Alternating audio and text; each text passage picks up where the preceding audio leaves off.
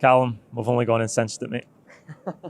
Belter, aye mate, well, we've been champions for weeks, mate. Everybody's known it's coming, but today 20 minutes in. I don't know. 20 minutes in, I was nervous.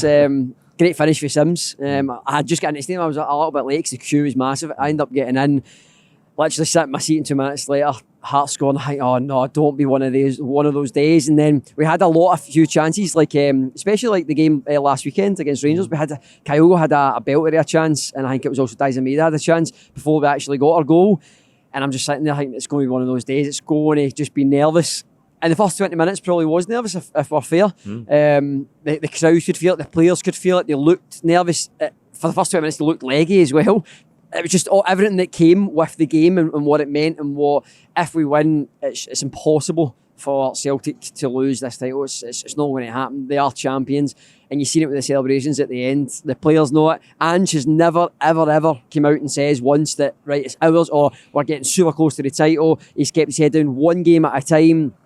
And it's took us one game at a time. This season has been long at times. It's been a right slog at times to get through it. But it's just vindicated everything that we've done. You're right, my man. Brilliant. Cheers. It's been brilliant. And that's been vindicated on today's performance. To go 1-0 down to a very good Hearts side. Don't put it anywhere else. They're in a final, the Scottish Cup, and they're third, and they've ran away with third position. So to go 1-0 down and still to show character to come back, it shows what this team's made of, mate. Aye. Man just talked about the resilience of this group all season. And again, today we go behind and there is nerves in the crowd, but the players just keep going. They keep abiding by the principles that he's set, and they get there. They turn it around. And two much maligned players at stages this season are Starfelt and Taylor. And they've got big balls, because they're the players that every team leaves on the ball. Starfelt gets left on the ball every week, and he takes it every single time. He never hides. Neither does Taylor, whose performances in the last couple of months have went up a notch, and he's really stood up and been counted. And I think they two are a symbol of the resilience of this group. Mate, 100%. Now, I'll hold my hands up. First guy, he criticised Taylor, not good enough for Celtic. That was my opinion.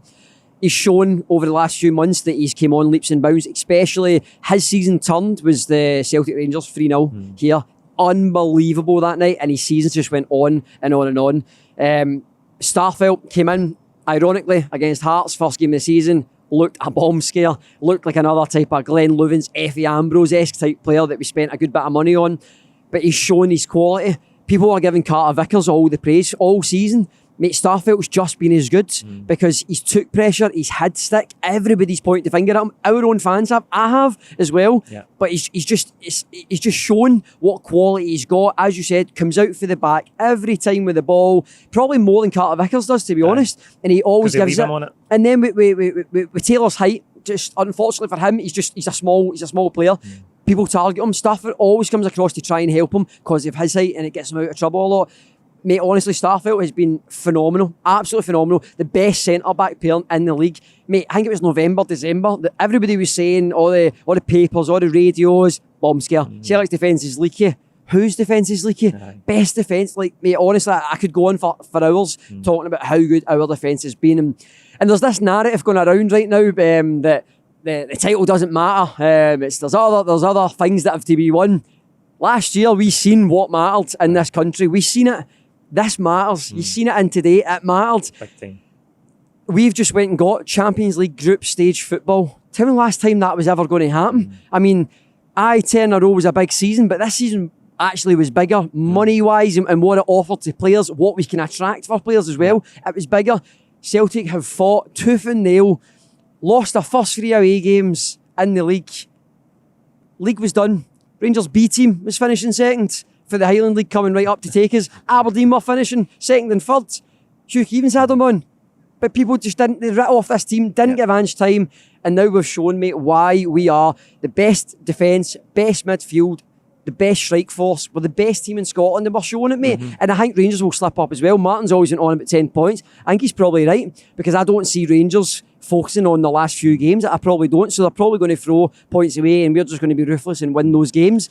Doesn't matter now, does it? Doesn't matter what they do. The manager's built this team from scratch this season.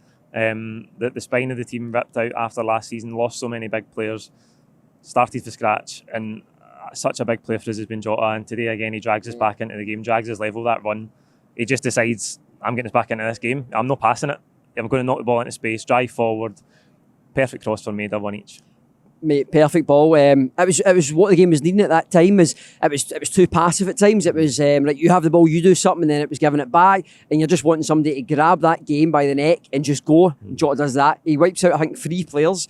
I don't even know what he does. He does like a wee shimmy and gets through them, and the next minute he just plays the ball across. It's a brilliant finish from Maeda as well. Pegs Gordon. Gordon's absolutely raging. Like, raging because he couldn't waste time after that. Aye, he was fuming, and that was the response that we needed, because that was crucial to going into the last maybe 15-20 minutes of that first half to then go and get the second, and don't let it, because that can, I think the last few matches, mate, we've been at half time, we've come back out and we've been slow to start, and that was my fear of going in maybe 1-0 down or 1 each and going, right, we're going to start slow again, but to go obviously in, then we go and grab the second goal. And again, Gordon's fuming again, mate. I don't know why, because I've seen pictures. The ball is miles over the line, mate. I've seen pictures. I don't know what he's moaning at. And at half time, he goes down and moans at the ref again, mate. He's fuming that he didn't get to play here. I don't know why, right? Like, cool, be angry if you want, but Celtic deserve to go in at half time, makes all the chances. As I said, Kyogo missed a one-on-one. Maeda had a great chance as well. So it could have been 4-1. Aye. Oh, it was 4-1. At half time, aye. It could have been 4-1 at half time, aye. It could have been much more in the end. The subs really helped us in the game, and we ended up missing a lot of chances towards the end of the game. It could have been 5 or 6. It's been the story of the last maybe month. How many we could have beat every team about 9-1. Genuinely, mate, we could have, with all the chances that we've had in games, so many games that we've had so many chances, but we're just not as clinical as what we hopefully we could be. And going into next season, that's what we hope, that we're just clinical, we're ruthless, and taking those chances. And then also we get the third goal, which calms it down, because Hearts, to fair to them, got back into the game a little bit. They had a bit of a, no, I wouldn't say chances, but they were getting up the park, pressing us. They just went for it. They didn't have anything to lose. And then also Celtic get the third goal, and it just calms everybody down. And then the place just turns into an absolute party, mate. The catalyst for all of this, mate, is the manager. We usually finish in man of the match, but the most important man in that stadium's turned everything around, hasn't he? I've probably not seen him celebrate like that in any of the games. We've had some big games here, but the way that he was just getting involved with the crowd, and he was just wanting more for the crowd, he knows as well. It's done, mate. Mate, honestly, I could sit for hours, mate, and I'm sure we will one day, mate, talk about it, but what it means to come from where we are. I seen the team that started on Angie's first ever lineup was Barkas, Montgomery, Welsh, Murray, Sorrow, McInroy, I think it was Ayeti, Moffat, players like that. Yeah. To where we were, we get beat 6-2 off West Ham, got a mauling off them, and they went and beat Real Madrid, and it looked like, we're in for a tough season. Yeah. And now look at where we are. Like, people need to understand how far this club has actually gone. People can wash it down any way they want and say, well, there's only really Hughes and Rangers that compete for the league. But Celtic have came so far, and it's all Ange. It's just only Ange. It's not anybody behind the scenes. It's Ange and what he's brought in, his philosophy. We took a lot of stick at the start of the season. Don't play like that. Lost to then Livingston, and it was like, you're under massive pressure. Play his way, and you'll get silverware. We've won a double this season. I did not think we'd win a double, Paul, mate. I'm sure nobody else for it. We have won the double. It means everything to me. We're playing Champions League football, group stage football, that is key for next season. Not having to play a qualifier. Massive. The money also is massive. The opportunity to keep Jota and Carter Vickers with a World Cup coming up, especially with Carter Vickers, because if he goes down south, he's probably not going to make the USA squad, because he might not play every week straight away. So he probably needs to sign for us to then make his chance with the World Cup. That goes in our favour. Jota as well, at the start, I was actually saying quickly, how can we keep Jota? Because we're playing him out in the wrong position, and it's frustrating for him, it is.